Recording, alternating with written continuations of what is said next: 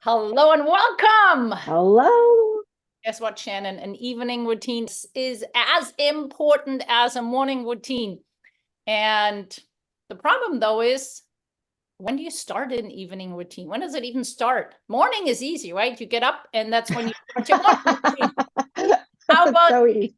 yeah, it's easy. That's when you start. But when do you start an evening routine? When do you start it? And we're going to discuss that today because an evening routine, honestly, I didn't even think about an evening, like an evening Mhm. routine or being actually aware of what I do at Right. night until my 40s. Yeah. So And it I'm did. gonna push back and say that an evening routine is more important than a nighttime or a morning routine. But we'll get into that. Well, I'm Heike Fallon. I'm a high performance coach, and I help my clients with their self leadership to rock their world and be super productive and great leaders and really feel the best about themselves. And I am Shannon Passalacqua, and I too am a high performance coach, and I help women heal after miscarriage. Yes. And no matter who you are, what you do, what your past is, an evening routine is important. Let's jump Yes. in. Why do you think it's so much more important or more important, more important than a morning The routine? morning routine. I For a long time, I focused just on morning routines because you always hear about morning routines. Oh, if you want to nail the day, now you're got to start your morning off right. The issue is if you don't have a nighttime routine and you sleep terribly, you're not going to follow through with your morning routine because you're going to be exhausted. And I can attest to this because I did it last night. And I am no like queen of nighttime routines, but I know what has worked for me and I know what doesn't work for me. And I know when my husband travels, I'm like a kid in a candy shop because I'm like, I can stay up however long I want to stay up. And I don't follow any routine because I put the kids down and then I go and I just sit there and I scroll, which we all know we shouldn't be doing. And then it's half an hour past the time I normally go to bed. And I'm exhausted the next morning. And I can't sleep well during the night because I have just exposed myself to so much blue light. Yep. And it's just so I have my own steps that I try to follow. Sometimes clearly I break them. And when I'm off course, the next day is Is a disaster. it's a disaster. So now I want to know what your thoughts are on what time to start. No, no, Or no. should we go? No. First, I'm going to have to say why I Okay. think it's equally important. Okay. Because the truth is, I think we have to really look at as a 24-hour cycle that right? It's a Yes. circadian rhythm. We wake up in the morning, we go to bed at night. It's all regulated by our sunlight. And Mhm. the morning routine, if we don't have a morning routine, that actually sets the tone for the whole day. And if we're not managing our day if you're not managing our day well, then we're really neglecting that evening routine. So it goes, hey, so if Mm. we're derailing the day and we're not having a morning routine, and just go into the day reactively and not plan out, not staying on track of the things that we need to do, and things just more like firefighting and all over the place, and then we're tired at the end of the day. And if we're Yeah. tired at the end of the day, guess what? That's when we do this. Yes. And so that's why I think we need both. We really need both. I think also it comes down to, if you don't have a morning routine or evening routine yet, it really depends on what do you need to start depending on your goal. If you're struggling with sleep, by the way, both are really important. Even a morning routine matters for sleep. If it's productivity, Yes. both of them matter. If you haven't done any or not paid attention to a morning or evening routine, start just with one. Start integrating either the morning or evening routine and work on one thing first, because too many changes at the same time don't go well for the brain. So start with one. So in this episode, we're talking just night routine. Right. We have another episode for the morning routine. Again, both are good, and see which one you have to work on first and start there and then build it up. So evening routine. Yeah, I think the biggest challenge is first off to when do you start it? When do you start? For me, Yeah. my evening routine starts when my kids go to bed, which I think I'm getting to the point where when my kids are getting closer to the age where they're going to start staying up later than I am. So this is going to have to change. But once my kids go to bed, then I start focusing on my stuff and winding down and the steps that I take. And that's obviously going to need to change once they start staying up a little bit later. There's going to have to be like a time. You know, is it an hour before I want to be asleep? Is it an hour? Yeah. Is it 2 hours before? I don't know. What do you do? So I think, and that's where I start my evening routine, is really the time, when do I have dinner? Oh, really? Yes, because when we last eat really matters for the sleep. Yes. And research so far shows really good. I mean, depends on how sensitive your system is, of course, but recommended is usually not eating 3 hours before you go to bed. Right. So I consider the start of the evening routine dinner time. That's when that is. Now, if you are somebody who eats really, really late and you're struggling with sleep, or you're waking up, really exhausted, or you're not as productive the next day, you might be thinking you're sleeping well, unless you track it. I love tracking with the Aura Ring, but it really, you might not you feel like you're sleeping great, but you might not be as productive or, solid throughout the next day. Look at what you're eating, when you're eating at night. So changing that, once I changed that, had a huge impact for me on both my night, but also the next day. So, yeah, I definitely don't eat past 6 or 7. Yep. Because I know I'm going to go to bed around 10. Yeah. So 3 hours, that's what I think is a good starting point for thinking of what happens after dinner. What's your routine after dinner? Again, if you're eating an hour before bedtime, you might want to reconsider that, because just from a gut function standpoint, 3 hours before is just for researcher, definitely a better way to go. So I definitely made sure I have to have that 3 hours. If I don't, I can see it reflects on my sleep. Then there's the other thing is, I know there's what that's called the 3-2-1 rule, right? 3 hours not eating, 2 hours you stop working, any work stuff, and 1 hour before you stop No screens. any screens. Now, for any listener, screens, the whole point is our sleep cycle functions with light, and light exposure has an impact on different chemicals. And so melatonin, for example, is one. When the sun goes down, our melatonin production starts. That makes us sleepy. And when we sleep, the melatonin production is the highest when it's dark. And when we wake up with the sunlight in the morning, the melatonin production stops and we feel more awake, or we wake up, and during the day, it's the melatonin production is obviously not there, or very limited.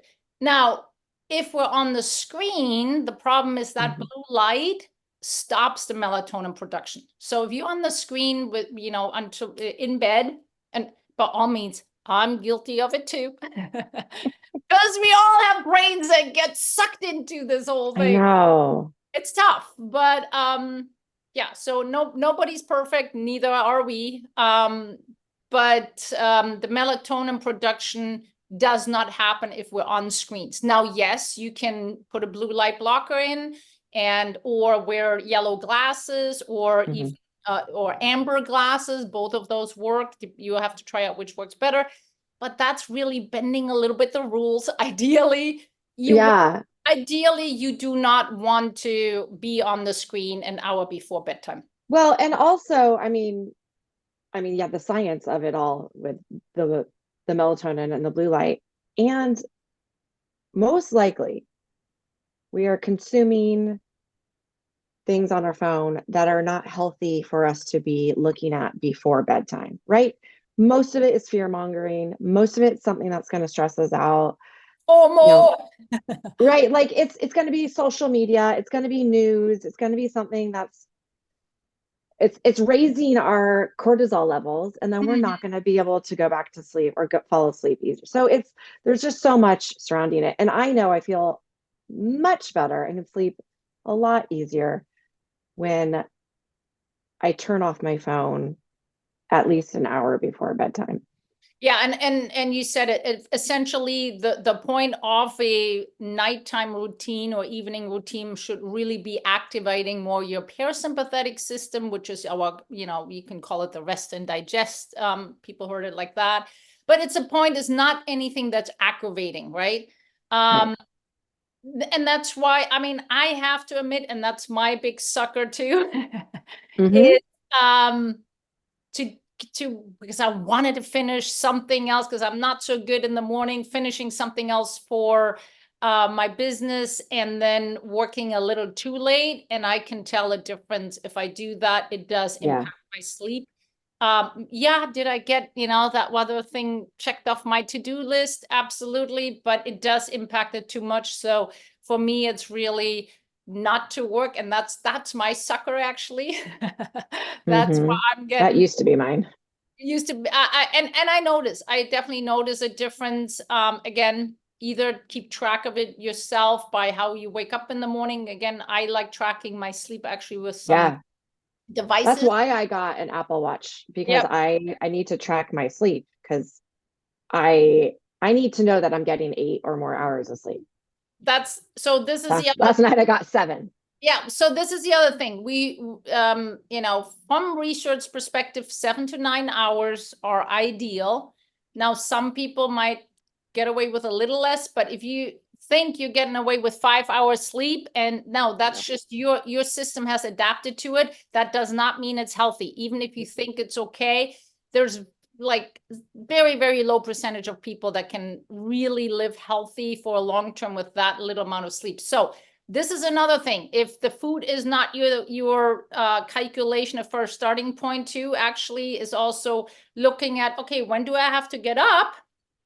Yeah. I want to sleep 7 to 9 hours, whatever it be for you. So, you calculate back. If I'm getting up at, 6:30, what time would I have to go to bed to be able to sleep, let's say 8 hours?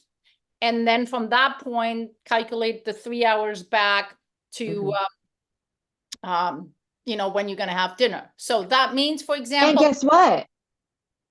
Your Apple Watch will do it for you, and your oh, I phone did will not know. do it for you.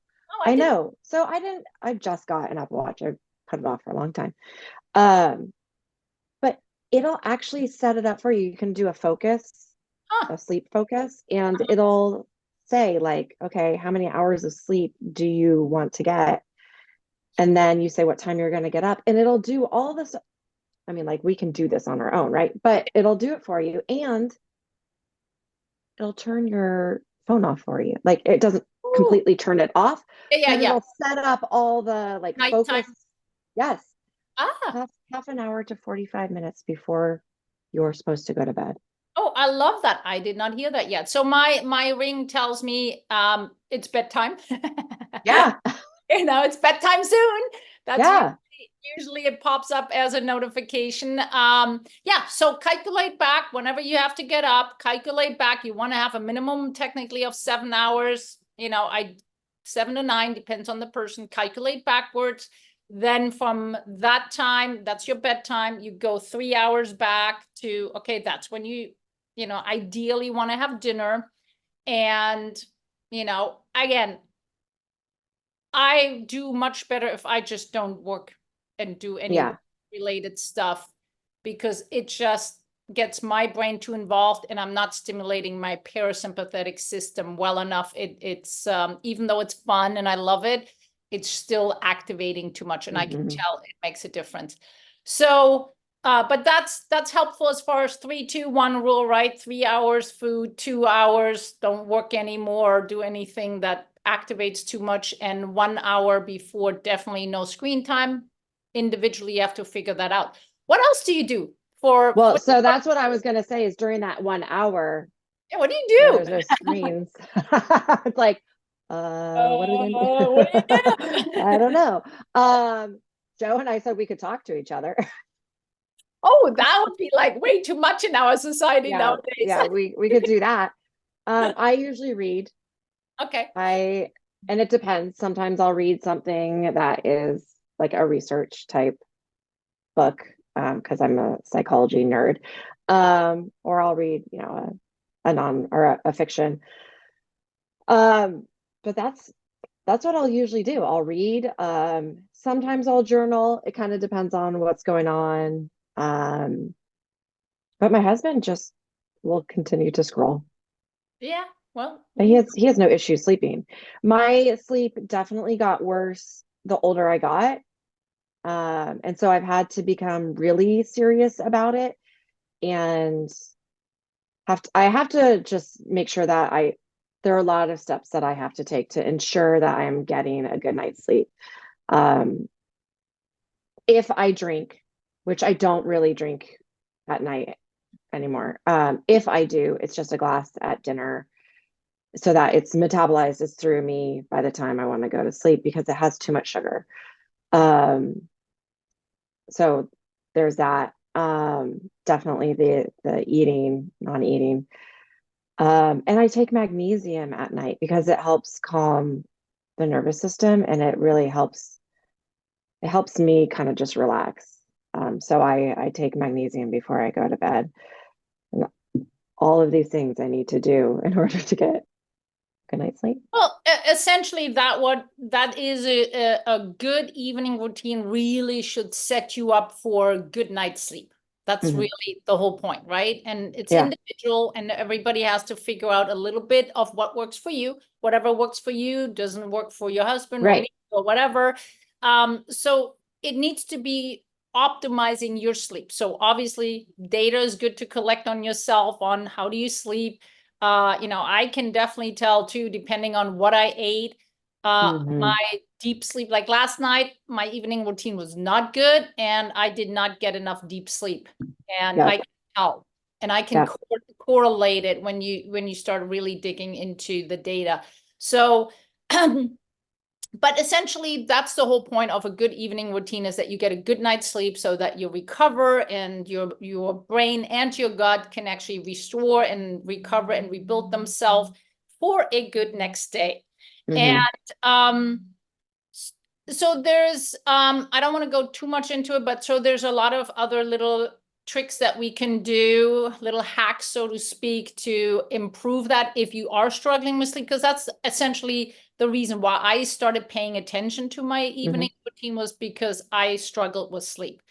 Now, I wish I would have heard, about paying attention to my evenings before I struggled, because I think, again, it impacts your productivity the next day. It impacts your overall energy levels, and you manage stress better. And so even if you're not struggling with sleep, an evening routine is extremely important. Well, and also there's a lot of research to show that if you don't get a good night's sleep, you're going to eat more the next day. Yeah. So that's another thing. So if you're struggling with weight, for example, evening routines are important.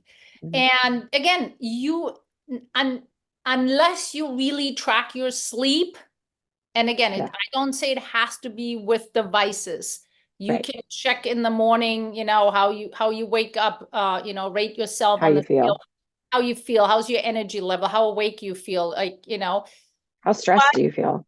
But it is extremely helpful when you do know, okay, this is how much deep sleep I got, this is how much REM sleep I got, and where my heart rate, when did my heart rate lower during the night and all those kinds of stuff. Now I geeked out on that because I do I love too. that stuff. I do. That's another episode we can talk about. I love geeking out about that stuff and optimizing that. But if you, yeah, even clients of mine that thought they slept well, then actually, once they used the device, they're like, oh, I didn't realize I got like almost no deep sleep. Yeah. I used They to didn't. have the Whoop, and I was tracking my sleep. This was a couple years ago. This is before I had what? Very quick. We are Yeah. not affiliated with No. any of these companies. No, but I've tried, I don't have tried the Apple Watch, for example, but I've tried the Fitbit, I've tried the yeah. Garmin, I tried this. For me, this one works the best. We're Yeah, not I think that's affiliated. the most detailed. Yeah. We're not affiliated. No. We're not affiliated with any of these companies or No. devices or So anything. I tried another device. Yes. Well, but I think it's good to know for viewers Yeah, to because understand. You have to know what devices are available and which ones are, one's going to work for you. love my Garmin watch, but Yeah. it's not as good for tracking sleep as the Aura Ring. I found my Right. experience. There is not official data. That's me just tracking it. No, I've heard that from a lot of people, and it's But not as fantastic for workouts. The best thing ever. yes. So So again, you have to kind of figure out what you want. sorry, But I so have the Whoop, yeah, a lot of people haven't and heard about it. So explain what that one is, because I don't it think tracks. It's very similar to an Apple Watch, where it tracks your heart rate, it tracks your sleep cycles. It tracks your workouts. I used it for probably about a year. I actually really liked it. I just didn't like I had to wash it all the time. So anyway, that was it was my own issue. And back then, when I wasn't following any nighttime routine, and I didn't realize at the time that I was in perimenopause, I was looking at my sleep. I was getting 4 to 5 hours of sleep. Yeah. At most.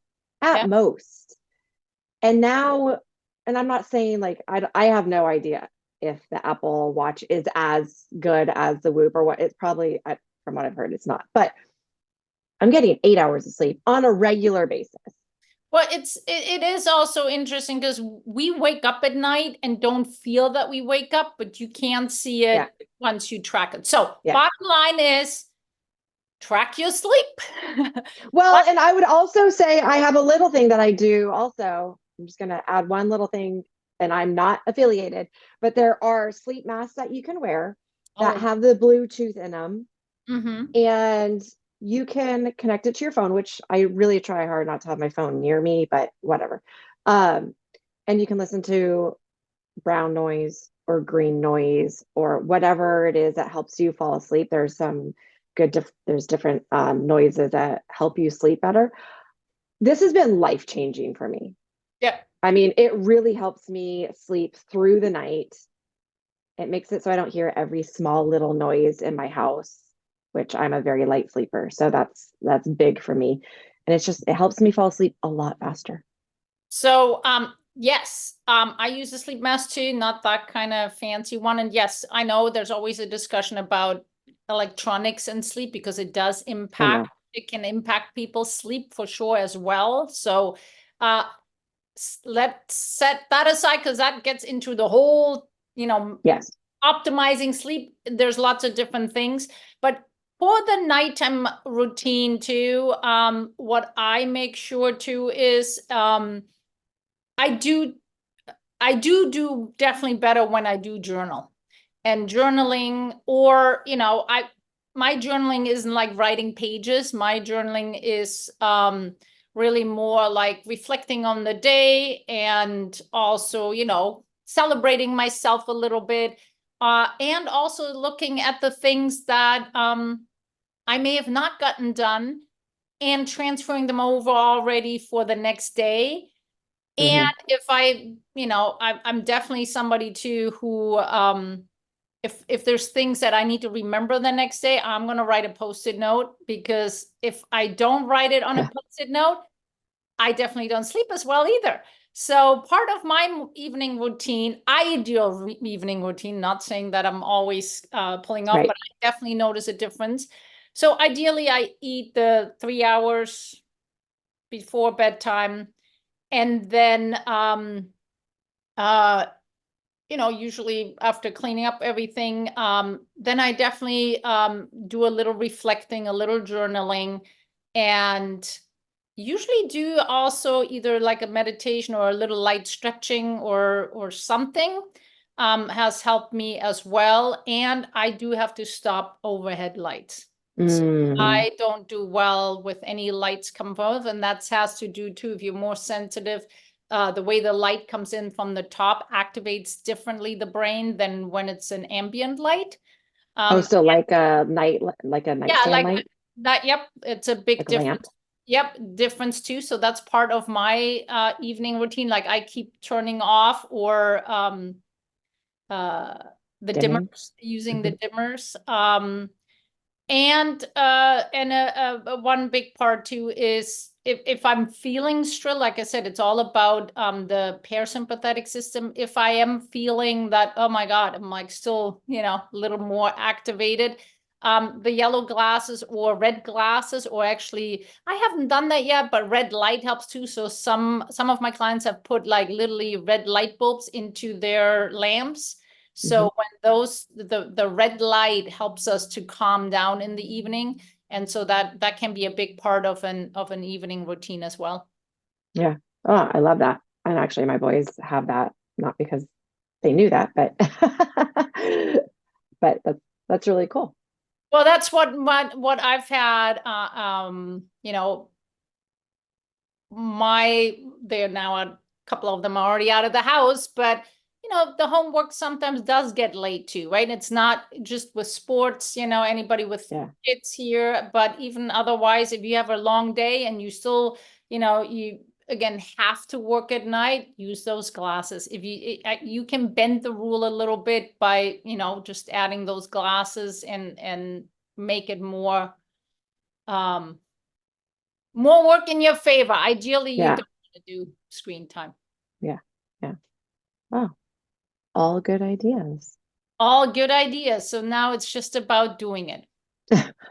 Well, and that's the thing is I find to myself, I do put all the restrictions on my phone to stop myself, but then you can override it. So it's so it's the willpower of not overriding all the everything that you've put into place for yourself. So just remember why you're doing it, and it's to set you up for success for the next day. Absolutely. I think you need to know your why. And one huge component is also the habit of doing it at about the same time. Yeah, your body will get Actually, used there's to it. lots of research now too that sleep is better if you go to bed roughly same time and wake up same time, to not, derail it on the weekend going really, really late, and then during the week, and then sleep in, and then during the week you get up at like 5, like stick to it consistently has shown Hmm. to be better for sleep and overall health. So I think to having that routine and sticking to a somewhat same time Yeah. routine when you have dinner, when you go to bed, helps you to stay more consistent with it. And then paying attention to on, okay, what is it when I'm, cheating? Like you said, Hmm. oh, my husband has to travel, so when he's gone, my mindset is woo, whatever. Uh, Now you know It's already, right? ridiculous. So now on his next trip, okay, let's stick. Let's actually rein it in and follow the rules that I set up for myself. Exactly. So, because at the end of the day, we can have the best knowledge, we both know, and we do fall off there too occasionally. It's about creating that habit, really honing into and paying attention. Well, And and oftentimes what I'll ask my clients to do is just try it for a week. yeah, Right? That doesn't sound so overwhelming. It's not like, oh my gosh, I have to change my entire life all at once. Just try it for a week. See how you feel. yeah, and start small. Like I said in the beginning, start Yeah, small. don't do everything at once. Start with, if you've been the late eater, start to move your dinners by half Yeah. an hour forward, so that you get in, even if you don't get the 3 hours, start small, right? Start or start with putting the phone out if that's something that you notice. Like sometimes we do need to put the phone in a completely different place. I put the phone in the bathroom. Or utilize, the downtime or other ways to shut it off. So first kind of look at what is the starting point for you. Start very, very small and start implementing that, and don't beat yourself up if it doesn't go well. Like I said, my last night was not ideal, wasn't bad, but it wasn't ideal. But pay attention and it just reminded me tonight I'll be better. That's right. And if you watch our episode about morning routine, the morning is also when you already intentionally look at your schedule and already, okay, well, my dinner time is this time, and how does your evening look like? So if you're already thinking about that in the morning, it will also make your evening routine way more successful. Yep. Fantastic. I hope this awesome. and served a lot of people out there. Rock the evening routine. It's never too late to start, and it's never too late to restart and remind yourself if you had one. And yes, love to hear. Please